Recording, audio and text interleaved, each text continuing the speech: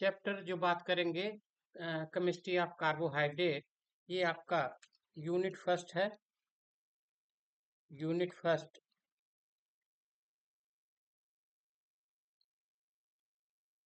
Unit first में पहला chapter है ये केमिस्ट्री ऑफ कार्बोहाइड्रेट, और ये क्लास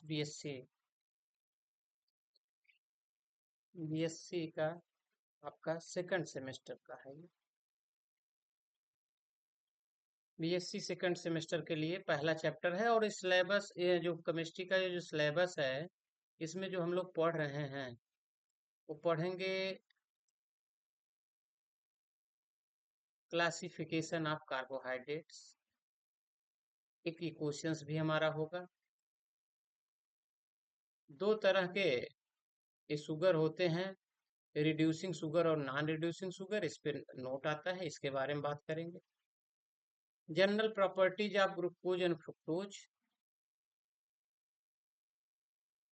इसका ओपन चेन स्ट्रक्चर और क्लोज चेन स्ट्रक्चर दोनों पढ़ेंगे।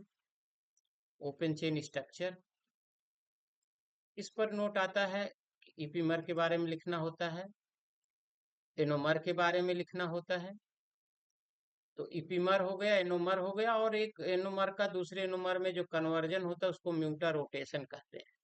तो एनोमर दो होंगे, अल्फा और बीटा। तो अल्फा का कन्वर्जन बीटा में और बीटा कन्वर्ट, तो उसको म्यूटा रोटेशन कहते हैं। म्यूटा रोटेशन की मैकेनिज्म भी हम लोग पढ़ेंगे। और कॉन्फ़िगरेशंस की बात करेंगे, ग्लूकोज का कॉन्फ़िगरेशंस, इसके बारे में पढ़ेंगे। ये देखिएगा, ग्लूकोज का साइक्लिक स्ट्रक्चर और फ्रुक्टोज का साइक्लिक स्ट्रक्चर, दोनों का साइक्लिक स्ट्रक्चर हम लोग पढ़ेंगे। ग्लूकोज का भी, और ये देखिएगा, ये फ्रुक्टोज का साइक्लिक स्ट्रक्चर हुआ। तो ग्लूकोज का साइक्लिक स्ट्रक्चर और फ्रुक्टोज का साइक्लिक स्ट्रक्चर हुआ। इसमें हावर्थ प्रोजेक्शन, ये हावर्थ प्रोजेक्शन फार्मूला ये पढ़ लेंगे हम लोग। और इसके बाद चेयर फॉर्म है, इसका पढ़ लेंगे। और इंटर कन्वर्जन ऑफ शुगर, तो इंटर कन्वर्जन ऑफ शुगर में दो हो जाएगा। इंटर कन्वर्जन ऑफ शुगर में एक असेंडिंग सीरीज होती है, और दूसरी जो है आपका ये डिसेंडिंग सीरीज होती है। तो ये दो सीरीज हो गए, असेंडिंग सीरीज और डिसेंडिंग सीरीज। तो ये कन्वर्जन, और दूसरा कन्वर्जन ऑफ एल्डोजेज टू कीटोजेज। तो ये मतलब इंटर कन्वर्जन हम लोग पढ़ेंगे। और उसके बाद ये देखिएगा, ये मेथड्स हैं इसको कन्वर्ट करने का, लोअर से हायर और हायर से लोअर। इंड ग्रुप इंटरचेंज, इसके बारे में हम बात करेंगे। और फिर उसके बाद ये आपका ये मोनोसेक्राइड डाइसेक्राइड्स, जिसमें डाइसेक्राइड्स में आपका सुक्रोज, माल्टोज और लैक्टोज। तो इतना बातें इस चैप्टर में हम आपके साथ में करेंगे। तो कार्बोहाइड्रेट के पहले थोड़ा सा कार्बोहाइड्रेट के बारे में कुछ बेसिक जानकारी हम लोग कर लेते हैं कि आखिर कार्बोहाइड्रेट्स हैं क्या। तो उसके बारे में थोड़ी बहुत चर्चा करके फिर हम आगे बढ़ते हैं। ये जो कार्बोहाइड्रेट्स होते हैं, carbohydrates are naturally occurring compounds. Carbohydrates जो होते हैं ये नेचुरली अकरिंग कंपाउंड्स होते हैं। और these carbohydrates are primary source of our diet. Carbohydrates are naturally occurring compounds, and these carbohydrates are primary source of our diet. अच्छा, इसका composition क्या होगा? इनका जो कंपोजिशन होगा, इसका कंपोजिशन ये होगा कि ये तीन तीन एलिमेंट से मिलकर बने होंगे। ये तीनों एलिमेंट कौन कौन है? ये है कार्बन, हाइड्रोजन और ऑक्सीजन। ये तीन है, कार्बन, हाइड्रोजन और ऑक्सीजन से मिलकर बनता है। तो आप ये कहेंगे कि सुगर्स आर या carbohydrates are composed of three elements. कौन कौन तीन तीन एलिमेंट्स हैं? कार्बन है, हाइड्रोजन है और ऑक्सीजन है। जो इसका जनरल फार्मूला होता है कार्बोहाइड्रेट का, वो जनरल फार्मूला आपका होता है ये CnH2O का होलियम। तो ये आपका जनरल फार्मूला होता है। तो आप लिख सकते हैं general formula of carbohydrate CnH2O। तो ये आपका जनरल फार्मूला है कार्बोहाइड्रेट्स का। अच्छा, कार्बोहाइड्रेट मुख्य रूप से कहाँ बनता है? ये जो प्लांट होते, प्लांट सिंथेसाइज द कार्बोहाइड्रेट्स। तो इसलिए हम प्रोड्यूसर कहते हैं। ये जो प्लांट्स होते हैं वो प्रोड्यूस करते हैं। वो कैसे करते हैं? फोटोसिंथेसिस से। और यही यही हमारा प्राइमरी सोर्स होता है, और इन्हीं से होकर हमारे जो ये कार्बोहाइड्रेट्स है वो हायर एनिमल्स में जाते हैं। और इसका मतलब ये हो गया कि ये, अच्छा, जब हाई एनिमल्स में, ये देखिएगा ये हमारा प्लांट से लेगा। और अच्छा, ग्लूकोज, अब इसमें हम आगे चल के बहुत सारे एग्जाम्पल पढ़ेंगे ग्लूकोज के और डिटेल में पढ़ेंगे, लेकिन हमने ग्लूकोज और फ्रुक्टोज, दो कार्बोहाइड्रेट्स हमारे ऐसे हैं जो सबसे सिंपल और सबसे कॉमन और सबसे इसेंशियल हैं। तो ग्लूकोज और फ्रुक्टोज ये दो हमारे सबसे कॉमन कार्बोहाइड्रेट्स हैं। ये चूंकि मीठे होते हैं इसलिए इसको शुगर कहते हैं। आगे चल के इसके बारे में भी हम पढ़ेंगे। और हम कहते हैं कभी कभी देखिए कि कुछ जो है शुगर के पेशेंट हो जाते हैं तो कहते हैं कि अरे ब्लड में मीठा होगा। तो शुगर के पेशेंट जो हो जाते हैं तो इसका मतलब देख लीजिएगा कि शुगर का पेशेंट का मतलब ये हो गया कि ये इसेंशियल कंपोनेंट ऑफ ब्लड। कौन? ये जो ग्लूकोज है या जो शुगर है, ये essential part of the sugar, blood, blood का ये एक इसेंशियल पार्ट होता है। और ये जो बहुत सारे शुगर आपस मिलते हैं तो polymer of sugar is called glycogen. ये, इसको हम कहते हैं ग्लाइकोजन। ये जो आपका बना, जो शुगर से पॉलीमराइजेशन से बहुत सारे शुगर ग्लूकोज के मॉलिक्यूल्स आपस में पॉलीमराइज करते हैं और जो पॉलीमेरिक फॉर्म होता है उसको ग्लाइकोजन कहते हैं। अच्छा, ये बॉडी के किस पार्ट में पाया जाता है? ये बॉडी के, ये बॉडी के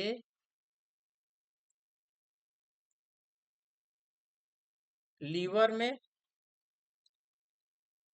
लीवर और मसल्स में। ये लीवर में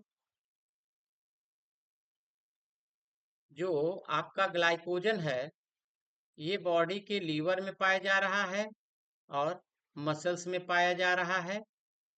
ये देखिएगा ग्लाइकोजन कहाँ कहाँ पाया जा रहा है? लीवर और मसल्स में।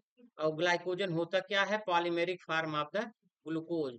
तो ग्लूकोज का यह पॉलीमेरिक फॉर्म होता है। ग्लूकोज आगे हम डिटेल में पढ़ेंगे। अच्छा, जो एग्जांपल्स हैं, यहाँ हमने कुछ एग्जांपल्स लिए हैं। ये ग्लूकोज तो काफी कॉमन हो गया हमारा, ग्लूकोज है। ये फ्रुक्टोज है, ये देखिएगा। स्टार्च, स्टार्च भी आपका पॉलीमेरिक फॉर्म ऑफ ग्लूकोज होता है, ये देखिएगा। सेलुलोज, ये भी पॉलीमेरिक फॉर्म है। ग्लाइकोजन, ग्लाइकोजन के बारे में भी हम लोगों ने बात किया है। तो these are some examples of the carbohydrates. तो जिसमें आपके मोनोसेक्राइड्स, आगे क्लासिफिकेशन पढ़ेंगे, मोनोसेक्राइड्स हैं और पॉलीसेक्राइड्स हैं। अच्छा, इनका बहुत सारा काम होता है। दीज प्रोवाइड्स एनर्जी, तो मुख्य रूप से जो इसका काम होता है एनर्जी प्रोवाइड करते हैं। जो ये एनर्जी प्रोवाइड करते हैं, क्या करते हैं? कार्बोहाइड्रेट्स का काम क्या है? To provide energy. बहुत सारे जो बॉडी के फंक्शंस होते हैं जैसे muscles, heart, kidney, nervous system, तो बॉडी के डिफरेंट पार्ट्स को ये ये हमारे डिफरेंट नर्वस बॉडी पार्ट्स हैं। बॉडी पार्ट्स में क्या क्या है? ये बॉडी पार्ट्स में, ये देखिएगा, बॉडी पार्ट्स में मसल्स है, किडनी है, हार्ट है, नर्वस सिस्टम है। इन सब को ये जो है एनर्जी प्रोवाइड करता है जिससे कि वो फंक्शन कर पाए। फिर हमने कहा कुछ कार्बोहाइड्रेट्स ऐसे होते हैं जो मीठे होते हैं, और जो मीठे होते हैं उनको शुगर कहते हैं। तो अगर हम इनकी बात करें, ये कार्बोहाइड्रेट की बात करें, ग्लूकोज की बात करें, फ्रुक्टोज की बात करें, या लोअर लोअर कार्बोहाइड्रेट की बात करें, they are sweet in taste. तो इनका जो स्वाद होता है वो मीठा होता है। जो लोअर कार्बोहाइड्रेट्स होते हैं उनका उनका जो टेस्ट होता है वो आपका काफी मीठा होता है। अच्छा, ये बनते कैसे हैं? हमने कहा कि प्लांट में बनते हैं ये ये प्लांट में बनेंगे। तो कैसे बनेंगे प्लांट में? By the process of photosynthesis.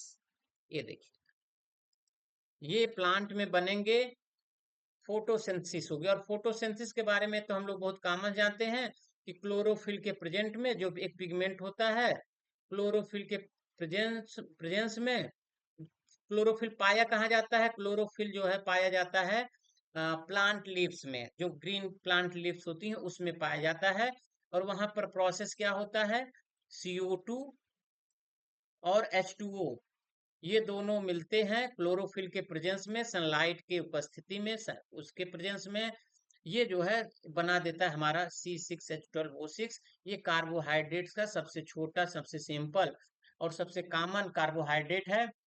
Glucose या फ्रुक्टोज या बहुत सारा आगे चल के हम लोग पढ़ेंगे, यानी मोनोसेक्राइड से मुख्य रूप से बनाते हैं, या आप कह सकते हैं कि ग्लूकोज का फॉर्मेशन करता है।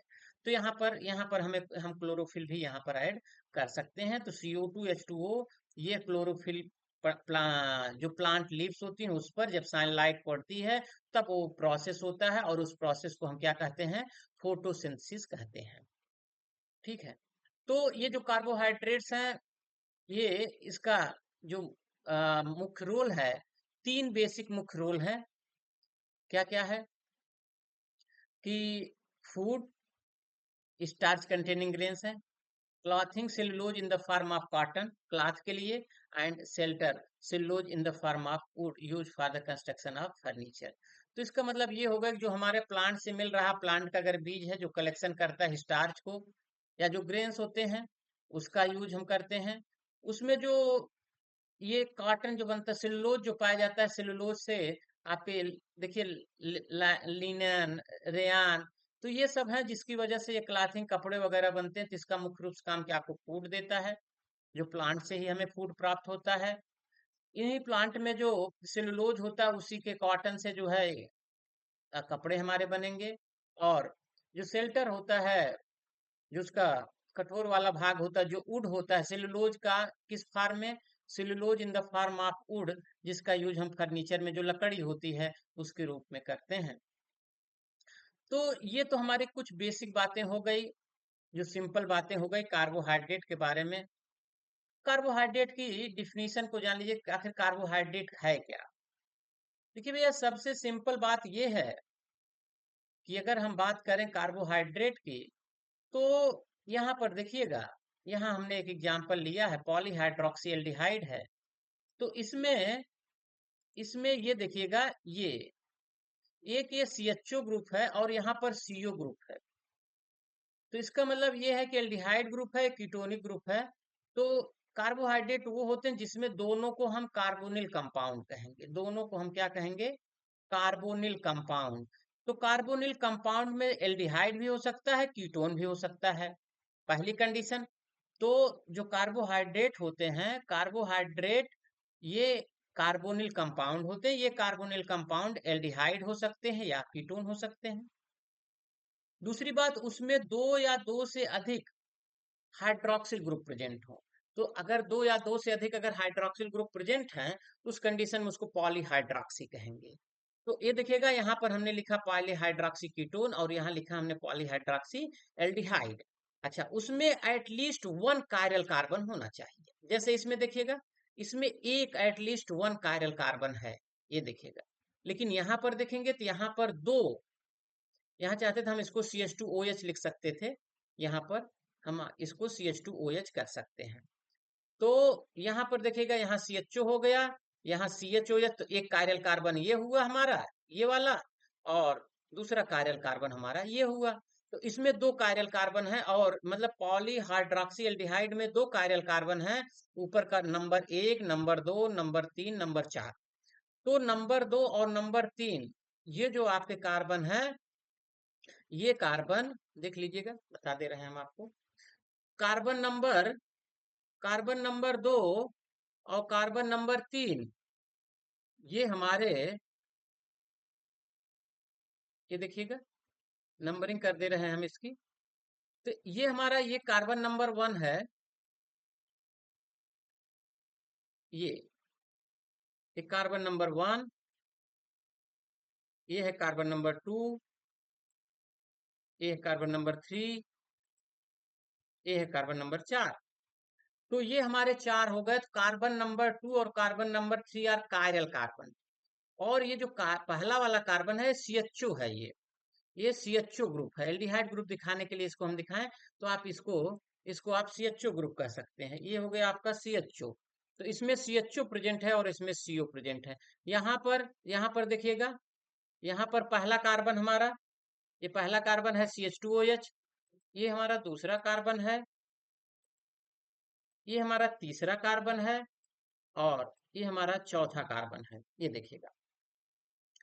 तो इसमें केवल तीसरा कार्बन ही कायरल है और बाकी ये कायरल नहीं है। तो इसको हम चाहें, ये देखिएगा, ये इसको हम चाहें तो CH2OH लिख देते। ये वाले को हम क्या लिख देते, ये हमारा CH2OH हो गया। ये जो चौथा वाला है, ये देखिएगा, ये हमारा ये ये CH2OH हो गया।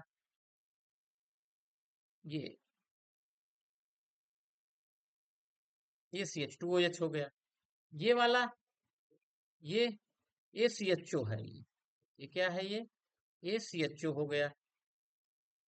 ये, और इसमें ये वाला, ये CO है। ये कीटोनिक ग्रुप है। ये ये हमारा कीटोनिक ग्रुप हो गया।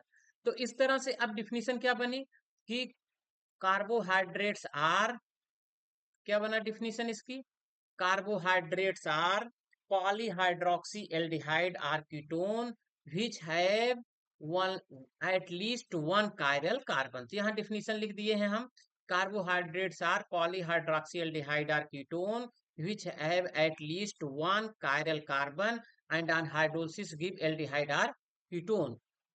नहीं तो बस इसकी डिफिनीशन ये होगी, carbohydrates are polyhydroxy aldehyde or ketone which have at least one chiral carbon. ठीक है, और वो हाइड्रोलिसिस इसको छोड़ दिया। तो ये हमारी, ये मुख्य रूप से ये डिफिनीशन हुई कि carbohydrates are polyhydroxy aldehyde or ketone which have at least one chiral carbon.